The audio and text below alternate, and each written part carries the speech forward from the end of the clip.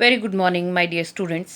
अभी तक book hornbill का एक चैप्टर और एक पोएम हम कर चुके हैं और सेकंड चैप्टर हमने शुरू किया था we are not afraid to die if we all can be together. उसका कुछ पार्ट जो है हम ऑलरेडी डिस्कस कर चुके हैं।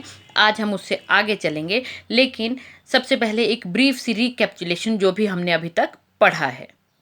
अभी तक हमने पढ़ा कि कैप्टन गॉर्डन कुक अपनी पत्नी मैरी, बेटे जोनाथन और बेटी सुजैन के साथ अराउंड द वर्ल्ड वॉयज के लिए निकल पड़े हैं और बीच रास्ते में वो अपने साथ दो और क्रूमैन को लेते हैं, लैरी विजल और हर्ब सिजलर को, क्योंकि अब वो दुनिया के सबसे बुरे मौसम वाले महासागर में एंटर करने वाले थे, सदर्न इंडियन ओशन में, दक्षिणी हिंद महासागर में। तो वहाँ एंटर करने से पहले वो चाहते थे कि अपने साथ एक्सपर्ट क्रू मेंबर्स वो साथ लेकर के चलें। उन्होंने क्रिसमस बड़े अच्छे से बिताया, मौसम बहुत अच्छा नहीं था क्रिसमस, लेकिन फिर भी क्रिसमस का वो जो हॉलीडे था वो बहुत बढ़िया बीता उनका। क्रिसमस ट्री भी उन्होंने बनाया और लाइट किया। लेकिन अब फिर धीरे धीरे उनको लगने लगा कि मौसम बदलना चाहिए। मौसम बदला भी, लेकिन कैसा? बैड से वर्स हो गया, बुरे से और ज़्यादा बुरा हो गया। और 2 जनवरी की सुबह को, 1 जनवरी को सब कुछ वैसा ही रहा जैसे पहले था, मौसम ख़राब ही था। 2 जनवरी को मौसम बहुत ज़्यादा ख़राब हो गया और एक बड़ी सी लहर जो थी वो उनके नाव के पिछले हिस्से पर इस तरह से आकर के खड़ी हो गई जैसे कि कोई बादल हो। शुरू में तो उनको बादल का ही भ्रम हुआ था। उस लहर ने सब कुछ तहस नहस कर दिया। वो लहर जब टूट करके वहाँ पड़ी है तो वो जो कैप्टन कुक हैं वो ओवरबोर्ड गिर गए हैं। बोलने का क्या मतलब है, शिप के ऊपर से पानी में जाकर के गिर गए हैं। इसी के साथ मैंने आपको एक क्वेश्चन भी डिस्कस करने के लिए या सोचने के लिए कहा था, जो जिस पार्ट को हम अभी तक पढ़ चुके हैं उसी से रिलेटेड था, तो वो भी डिस्कस कर लेते हैं। पहले उसको डिस्कस करते हैं, फिर आगे चलते हैं। वो क्वेश्चन था, list the steps taken by the captain. कहते कैप्टन ने क्या क्या कदम उठाए, उनकी सूची बनाइए। To protect the ship when rough weather began. कब? जब बुरा मौसम शुरू हुआ तो उसने, कैप्टन ने शिप को प्रोटेक्ट करने के लिए क्या क्या कदम उठाए, वो आपको यहाँ पर डिस्कस करने थे। तो इसका आंसर रहेगा, the captain drop the storm जिब। सबसे पहले कैप्टन ने क्या किया, वो जो स्टॉर्म जिब था, जो छोटे वाला बादबान था, तूफान के समय इस्तेमाल होने वाला, उसको भी ड्रॉप कर दिया। डबल लैश्ड, 2 बार बांधा, डबल करके बांधा, एवरीथिंग, हर चीज को। अटैच्ड, फिर उसके साथ उन्होंने अटैच कर लिया, जोड़ लिया क्या? Life lines. लाइफ लाइन्स हम पहले डिस्कस कर चुके हैं, किन रस्सियों को लाइफ लाइन्स कहते हैं, वो उन्होंने अटैच कर ली। एंड पुट ऑन, और पहन ली लाइफ जैकेट्स, अपनी लाइफ जैकेट्स, वो जो इन्फ्लेटेड जैकेट्स होती हैं जो पानी में डूबने से बचाती हैं। चलिए आगे शुरू करते हैं, यहाँ तक हमने कर लिया था। अनएक्सपेक्टेडली, अनएक्सपेक्टेडली जिसकी उम्मीद ना हो, जिसकी हम अपेक्षा ना करते हो। अनएक्सपेक्टेडली, बड़े अनपेक्षित ढंग से। My head pop out. Pop out करना होता है तुरंत बाहर निकल करके आना, बिल्कुल वैसे जैसे कोई लकड़ी का टुकड़ा निकल आए पानी में तेजी से। ऑफ वाटर, अचानक ही जिस चीज़ की मुझे उम्मीद नहीं थी। कहते क्या हुआ, मेरा सिर जो था वो पानी से तुरंत बाहर निकल आया। अ फ्यू मीटर्स अवे, कुछ मीटर की दूरी पर। Wave walker was near capsizing. Capsize करना होता है कंप्लीटली पलट जाना, बिल्कुल 90 डिग्री के एंगल पर जब कोई नाव पलट करके खड़ी हो जाए उसको कैप्साइज करना कहते हैं। कहते कुछ मीटर की दूरी पर मैंने देखा कि हमारा जो नाव थी, शिप थी, वेव वॉकर, वो लगभग पलटने ही वाली थी। हर मैस्ट ऑलमोस्ट हॉरिजॉन्टल। मैस्ट कल हम डिस्कस कर चुके हैं, मैस्ट किस चीज़ को कहते हैं। मैस्ट होता है जो सबसे बड़ा पोल होता है नाव के बीच में लगा हुआ, उस पोल को जिसके साथ सेल बांधा जाता है, उस पोल को कहते हैं मैस्ट। कहते तो उसका जो मैस्ट था वो कैसा हो गया था, हॉरिजॉन्टल हो गया था, क्षितिज के समानांतर हो गया था। बोलने का मतलब क्या है, धरती के समानांतर हो गया था, बिल्कुल 90 डिग्री के एंगल पर वो नाव खड़ी हो गई है। Then a wave hurled, hurl करना, धकेलना। हर अपराइट, कहते तभी एक लहर आई जिसने उसे हर्ल कर दिया, धकेल दिया और सीधा कर दिया। My life line jerked. Life line हम पहले भी पिछले कल डिस्कस कर चुके हैं। लाइफ लाइन का मतलब होता है एक ऐसी रस्सी जिसका एक सिरा नाव में बैठे लोगों के साथ बंधा होता है और दूसरा सिरा बंधा होता है नाव के साथ, ताकि अगर जिस तरह से ये लेखक जो है वो पानी में जा गिरा है तब भी वो नाव के साथ बंधा रहे और वापस आना चाहे नाव पे तो आ सके, उसको कहते हैं लाइफ लाइन। कहते हैं मेरी लाइफ लाइन जो थी जर्क, उसमें झटका लगा टॉट और बिल्कुल तन गई। वो नेचुरल है, जोर पड़ा है, रस्सी बिल्कुल सीधी हो गई है, तन गई है। आई grab the guard rails, grab करना पकड़ना। कहते मैंने वो जो गार्ड रेल्स थी, गार्ड रेल मतलब वो जो रेलिंग लगी होती है डेक पर, कहते उस रेलिंग को मैंने पकड़ लिया। And sail through the air into wave walkers main boom. कहते और वो जो बूम भी मैं पीछे अब आपको तस्वीर में समझाऊंगी कि शिप के कौन कौन से पार्ट्स होते हैं, फिर उसके आगे चलेंगे, लेकिन अभी इसका मीनिंग कर लेते हैं हम। कहते मैंने रेलिंग को पकड़ा और हवा से होता हुआ वेव वॉकर के मुख्य हिस्से में मैं एंटर कर गया। सब्सिक्वेंट उसके बाद की, waves tossed me around the deck like a rag doll. Rag होता है चीथड़े, कपड़े, फटे हुए कपड़े, तो रैग डॉल हुआ कपड़े से बनी हुई गुड़िया। कहते उसके बाद की जो लहरें आई उन्होंने मुझे डेक के ऊपर ऐसे धकेला इधर उधर जैसे कि मैं कोई कपड़ों की बनी हुई गुड़िया हूँ। माई लेफ्ट रिब्स क्रैक्ड, मेरी बाई पसलियाँ जो थी वो क्रैक हो गई इस तरह से धक्के खा खा के। My mouth filled with blood and broken teeth, मेरा मुंह जो था वो भर गया खून से और टूटे हुए दांतों से। समहाउ, किसी तरह से, I found the wheel. Wheel क्या? स्टीयरिंग जिसको कहते हैं। मैंने किसी तरह से व्हील को ढूंढा, स्टीयरिंग को ढूंढा। लाइन अप करना, तैयार करना। द स्टर्न, स्टर्न नाव का अगला हिस्सा। For the next wave and hung on, कहते अगली लहर के लिए मैंने नाव को तैयार किया। एंड हंग ऑन, और इंतजार करने लगा, हैंग ऑन करने लगा। वाटर वाटर एवरीवेयर, सब जगह क्या था? पानी ही पानी था। I could feel the ship had water below, मैं महसूस कर सकता था कि उस शिप में नीचे पानी था। But I dared not abandon करना, छोड़ना, द व्हील टू इन्वेस्टिगेट, लेकिन मैंने इतनी हिम्मत नहीं की कि इस चीज़ की इन्वेस्टिगेशन करने के लिए, इस चीज़ की छानबीन करने के लिए मैं व्हील को या स्टीयरिंग को छोड़ता। इस चैप्टर में आगे बढ़ने से पहले बहुत ज़रूरी है कि आपको शिप के डिफरेंट पार्ट्स का पता हो।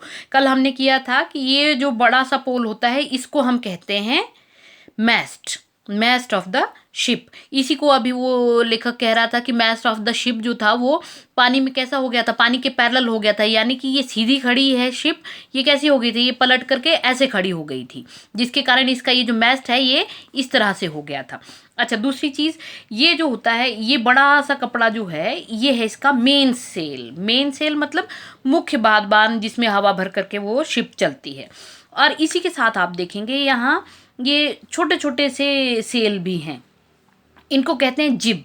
जिब का क्या मतलब हुआ? जब तेज़ हवा है या बहुत तूफान वाली स्थिति है तो ये बड़े से सेल को हटा दिया जाता है, क्योंकि बड़ा सेल होगा तो ज़्यादा हवा भरेगी उस कपड़े में और उसके कारण शिप की जो स्पीड है वो बहुत ज़्यादा बढ़ जाएगी। इसलिए ये छोटे छोटे कपड़े लगाए जाते हैं, छोटे छोटे सेल लगाए जाते हैं ताकि अंडर कंट्रोल रहे शिप की स्पीड, तो इनको कहते हैं जिब। अच्छा, अब अगली बात, ये साइड जो है, दाईं साइड जो होती है किसी भी शिप की, दाईं अगली साइड, उसको कहते हैं स्टार बोर्ड। दाईं साइड को कहते हैं स्टार बोर्ड। और ये जो तीखा सा हिस्सा होता है, जिसके तीखा इसलिए बनाया गया होता है कि पानी के साथ बड़ा टकराव ना हो, पानी को चीरते हुए नाव आगे बढ़ सके। तो ये जो तीखा सा हिस्सा होता है इसको कहते हैं बो, बो ऑफ द बोट। फिर दाईं साइड तो मैंने बता दी कि नाव की दाईं साइड होती है स्टार बोर्ड। जो परे वाली साइड हुई, बाईं साइड जो हुई, उसको कहते हैं पोर्ट, उसको पोर्ट कहेंगे। अच्छा, अभी बोला था कि वो लेखक कह रहा था कि मैंने रेलिंग पकड़ी और बूम में चला गया। बूम हुआ ये वाला हिस्सा, ये जो सेल के, बड़े सेल के नीचे वाला जो ये हिस्सा होता है इसको बूम कहते हैं। This is boom. I hope आपको समझ आ रहा होगा। और हल हुआ, ये नाव का जो पूरा ढांचा है, ये कंप्लीट ढांचा जो है इसको हल कहा जाता है। हल ऑफ द बोट हुआ ये पूरे का पूरा ढांचा जो है, ठीक है। और यहाँ नीचे देखेंगे आप कि यहाँ नीचे ये तीखी सी चीज़ बनी हुई है पूरी बॉडी के नीचे, हल के नीचे, इसको कहते हैं कील। ये भी आएगा आगे शब्द कि वो जो स्टारबोर्ड साइड थी वो पूरी की पूरी टूट गई थी और कील तक, नाव के बिचले बिल्कुल निचले हिस्से तक सब कुछ उखड़ने को हो गया था। ये है कील। और नाव के पीछे ये जो पार्ट है इसको कहते हैं रडर। ये रडर है नाव का, दिस इज रडर। और डेक का मतलब हुआ ये जो खुला हिस्सा है सारा का सारा नाव का, जिसके ऊपर खड़े होकर के समुद्र के अंदर देखा जा सकता है, समुद्र को निहारा जा सकता है, वो हुआ डेक। बाहर की चीज़ों को देखा जा सकता है। ये खुली जगह जो है इसको कहेंगे हम डेक ऑफ द शिप। और इसी डेक में छोटे छोटे दरवाजे बने होते हैं नीचे जाने के लिए, जिनको हैचिस कहते हैं। वो भी बीच में आएगा। हैचिस से छोटे छोटे जो कैबिन बने होते हैं डिफरेंट कामों के लिए, उसमें एंटर किया जाता है। तो ये रहा आपका हैच, ये हो गया बूम, ये हो गया मेन सेल, ये हो गया मेन मैस्ट, ये छोटे छोटे हुए जिब। स्टारबोर्ड हुआ नाव की दाईं साइड, ये बिल्कुल आगे का हिस्सा हुआ बो, पीछे का हिस्सा हुआ ये रडर, ये बिल्कुल नीचे वाला हिस्सा हुआ कील, और ये पूरा ढांचा हुआ हल। और नाव की जो बाईं साइड हुई उसको कहेंगे हम पोर्ट। अब हम आगे पढ़ पाएंगे तो ज़्यादा मुश्किल नहीं आएगी हमें।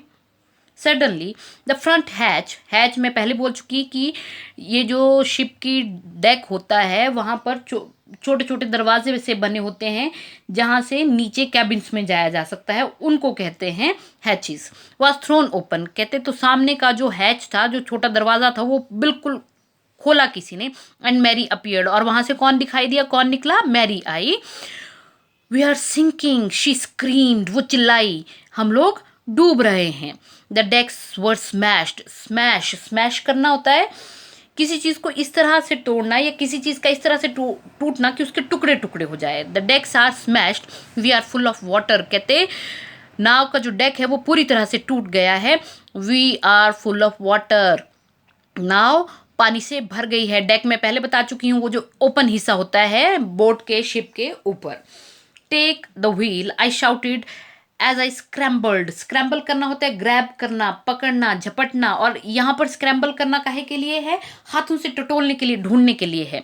फॉर द हैच, कहते जैसे मैं उसको चिल्लाया कि ठीक है तो तुम व्हील पकड़ो, आकर के तुम स्टीयरिंग पकड़ो, और ऐसा बोल करके मैं हैच को टटोलने लगा। दैट मीन्स नीचे जाने का रास्ता ढूंढने लगा। क्यों ढूंढने लगा, उसको सामने क्यों नहीं दिखाई दे रहा, क्योंकि पानी ही पानी वहाँ पर, वो हाथ से ढूंढ करके टटोल करके नीचे जा रहा है। Larry and Hub were pumping like madman, कहते लैरी और हब जो थे वो पंप आउट कर रहे थे, पानी को पंपों का इस्तेमाल करके बाहर निकाल रहे थे। कैसे, लाइक मैडमैन, पागलों की तरह। ब्रोकन टिम्बर्स, टिम्बर्स लकड़ी की तख्तियाँ। हंग एट क्रेजी एंगल्स, क्रेजी तो ऐसे सन की होता है, एंगल्स होता है कोना, लेकिन क्रेजी एंगल्स का मतलब हुआ हर कोने पर। द होल स्टारबोर्ड, स्टारबोर्ड हम पहले ही कर चुके हैं। नाव का जो दायां हिस्सा होता है उसको स्टारबोर्ड और बाएं हिस्से को पोर्ट कहा जाता है। साइड बल्ज्ड, बल्ज होता है धंस जाना, तो या तो अंदर, बल्ज इनवर्ट्स मतलब अंदर को धंस गया था। तो क्या कह रहे हैं, वो जो टूटे हुए तख्ते थे वो हर कोने पर लटके हुए थे, और पूरी की पूरी जो नाव की दाईं साइड थी वो धंस करके अंदर हो गई थी। Clothes, crockery, charts, tins and toys sloshed, slosh करना इधर उधर, नेचुरल पानी है वहाँ पर तो इधर उधर गिरे पड़े हैं। इधर उधर घूमने के लिए स्लॉश का इस्तेमाल होता है, इधर उधर फिरने के लिए, लेकिन वो अपनी मर्जी से नहीं फिर रहे हैं, पानी में तैर रहे हैं। अबाउट इन डीप वाटर, कहते नीचे क्या है, कपड़े, क्रॉकरी, क्रॉकरी आप समझते हैं जो सिरेमिक मटेरियल होता है, जैसे कप्स वगैरह होते हैं आपके, उसको क्रॉकरी कहते हैं। चीनी मिट्टी के बने हुए जो बर्तन होते हैं उनको क्रॉकरी कहते हैं। चार्ट्स, चार्ट्स की क्या ज़रूरत है वहाँ पर, दैट मीन्स मैप्स हैं। वो समुद्र में जब यात्रा करने के लिए निकले हैं तो वो कोई समुद्र में रास्ते और सड़क थोड़ी बनी है, तो वो मैप्स और चार्ट्स की सहायता से ही रास्ता ढूंढा जाता है। टिन्स, छोटे छोटे टिन चीज़ें होंगी जिसमें खाने पीने की। एंड टॉयज, कहते नीचे क्या है, कपड़े, क्रॉकरी, चार्ट्स, छोटे छोटे टिन्स, और बच्चों को जो खिलौने हैं वो गहरे पानी में इधर उधर फिर रहे हैं, घूम रहे हैं, तैर रहे हैं। आई हाफ स्वैम हाफ क्रॉल, कहते आधा समय तैरा, मतलब बहुत पानी है ना वहाँ शिप के अंदर भी, तो कहते थोड़ा समय तैरा। हाफ क्रॉल, थोड़ा सा मैं रेंगा। इनटू द चिल्ड्रंस कैबिन, और कहाँ गया मैं, बच्चों के कैबिन में गया। कैबिन छोटा सा कमरा, बच्चों के कैबिन में गया। Are you all right, I asked, मैंने पूछा क्या तुम ठीक हो। Yes they answered from an upper bunk. Bunk bunk जैसे सोने के लिए वो हार्ड सी सरफेस, उभरी सी सरफेस बनी होती है, जैसे सड़क के किनारे आपके पैरापिट्स होते हैं, उनको बंक्स कहते हैं। कहते ऊपर के बंक से आवाज आई, हाँ but my head hurts a bit said Sue, pointing, point करना इशारा करना, to a big bump. Bump होता है उभार। उभार का क्या मतलब हुआ, जब भी आपको माथे पे या सर पे कोई चोट लगती है तो वो जो उभार सा निकल आता है उसको बम्प कहते हैं। अबव हर आइस। कहते सू ने अपने सिर पे एक बड़े से बम्प की तरफ जो उसकी आंखों के ऊपर था उसके ऊपर इशारा करता हुआ कहा, but my head hurts a bit. कहते हुए लेकिन मेरे सर में थोड़ी चोट लगी है। I had no time to worry about bumped heads. तो लेखक क्या कहता है, कहते उस समय सूजे हुए, बम्प्ड सूजे हुए, फूले हुए सिरों की, हेड्स की चिंता करने का मेरे पास समय नहीं था। क्यों? क्योंकि नाव डूबने वाली है, सब मर जाएंगे। अभी तो सिर्फ वो इतना ध्यान नहीं दे सकता है सर की चोट की तरफ, क्योंकि सब मारे जाएंगे अगर वो उस चीज की तरफ ध्यान देता है। After finding a hammer, hammer हथौड़ा, स्क्रूज तो आप समझते हैं, पेज, कैनवस, कैनवस मोटा सा कपड़ा जिसके आपके शूज वगैरह बने होते हैं, वाइट शूज, पीटी शूज जो होते हैं, वो कपड़ा कैनवस। कहते मैंने क्या ढूंढा, हथौड़ा ढूंढा, स्क्रूज, पेज ढूंढे और कैनवस वाला कपड़ा ढूंढा। I struggled back on the deck, और संघर्ष करते हुए वापस मैं डेक पे पहुंचा। With the starboard side bashed open, bashed open बिल्कुल खुली पड़ी हुई। कहते स्टारबोर्ड साइड जो थी शिप की, नाव की, वो कैसी थी, बिल्कुल खुली पड़ी थी, ओपन पड़ी थी। If I couldn't make some repairs we would surely sink. अगर मैं कुछ मुरम्मत नहीं कर पाता तो पक्की बात थी कि हम लोग डूब जाते। समहाउ किसी तरह से I manage to stretch, stretch करना फैलाना, canvas and secure waterproof hatch covers across the gaping holes. कहते किसी तरह से मैंने क्या किया, उस कैनवस को फैलाया, और वो जो गैपिंग होल्स थे, वो जो बड़े गैप वाले दूरी वाले होल्स बन गए थे नाव के अंदर, वहां पर एक तरह का कैनवस का दरवाजा जैसा कुंड लगा दिया, दैट मीन्स पर्दा जैसा लगा दिया है। Some water continue to stream below, stream below करना होता है नीचे से बह करके आना, कुछ पानी तो कहते नीचे से बह करके आता रहा, बट लेकिन most of it was now being deflated. Deflate करना होता है जब पानी कहीं टकरा करके रास्ता बदल दे, टू टर्न असाइड, किनारे हो जाना, ओवर द साइड। कहते लेकिन अधिकतम पानी जो था वो साइड से ही किनारे निकल जा रहा था। मोर प्रॉब्लम्स अरोज, लेकिन अभी तसल्ली नहीं हुई है, अभी और समस्याएं उठ खड़ी हुई। अराइज की second form arose. When our hand pumps started to block. अब विद डेब्री, इसको डेब्रीज नहीं बोलेंगे, इट इज डेब्री। डेब्री होता है मलबा। Floating around the cabins. अब ज्यादा मुसीबत क्या खड़ी हुई है, कहते हैं हमारे जो वो हैंड पंप थे, हाथ से चलने वाले पंप से पानी बाहर निकालने के लिए जिसका हम इस्तेमाल कर रहे थे, अब वो कैबिन में इधर उधर फैले हुए उस मलबे के कारण ब्लॉक लग गए होने, मतलब चीजें घुसने लग गई उनमें पानी के साथ साथ, तो उसके कारण वो ब्लॉक हो रहे हैं। And the electric pump short circuited, और वो जो बिजली से चलने वाला पंप था उसको क्या हो गया था, शॉर्ट सर्किट हो गया था, वो उड़ गया था, वो तारें इकट्ठी हो गई होंगी, सर्किट ठीक नहीं बना होगा, वो शॉर्ट सर्किट हो गया। द वाटर लेवल रोज थ्रेटनिंगली, थ्रेटनिंगली चिंताजनक ढंग से। कहते पानी का जो स्तर था वो चिंताजनक ढंग से बढ़ रहा था।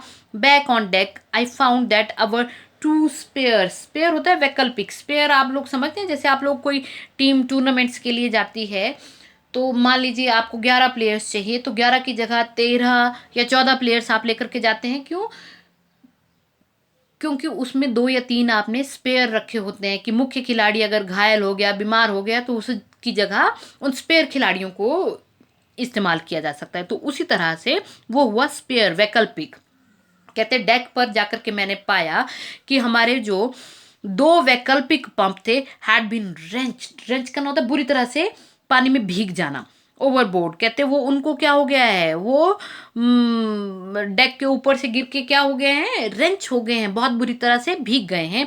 Along with the 4 staysail, और उसके साथ साथ हमने इमरजेंसी के लिए जो सेल रखा था, the jib, the dinghies and the main anchor.